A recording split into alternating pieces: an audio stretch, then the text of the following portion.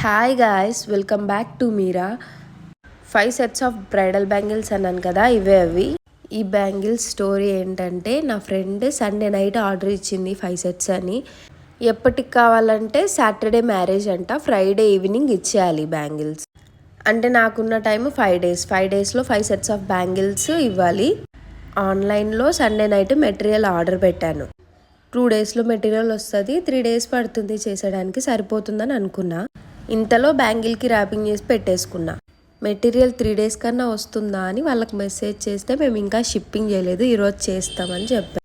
ఇప్పుడు షిప్పింగ్ చేస్తే ఎప్పటికి వస్తుంది అంటే మండే కానీ అలా అన్నారు. సాటర్డే పెళ్ళి ఉంది, మండే వస్తే నేనేం చేసుకున్నా ఆ మెటీరియల్తో అనేసి క్యాన్సిల్ చేయాలా వద్దా అని హోల్డ్లో పెట్టాను. అట్లే మన ఊర్లో అంత మెటీరియల్ దొరకదు.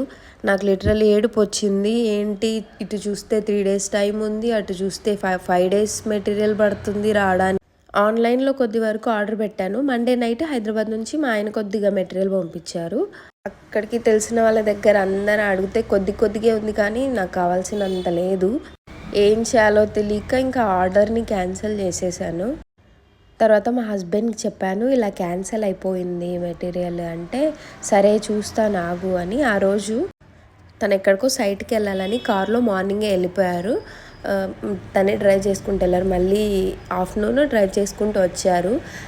ఈవినింగ్ వర్క్ ఉన్నా నా కోసం తొందరగా వచ్చి మెటీరియల్ షాప్కి వెళ్ళి, అంత స్ట్రెస్లో కూడా దాన్ని వెళ్ళి ఏ మెటీరియల్ ఏ సైజు ఏంటి అనేసి ఫోటో ప్లస్ నాకు పెడుతూ వీడియో కాల్స్ చేస్తూ, నిజంగా నేను ఎక్స్పెక్ట్ చేయలేదు అసలు. అంటే ఫుల్ వర్క్ చేసి వచ్చారు, కోపంలో ఉంటారు, నేను అలా ఉన్నాను.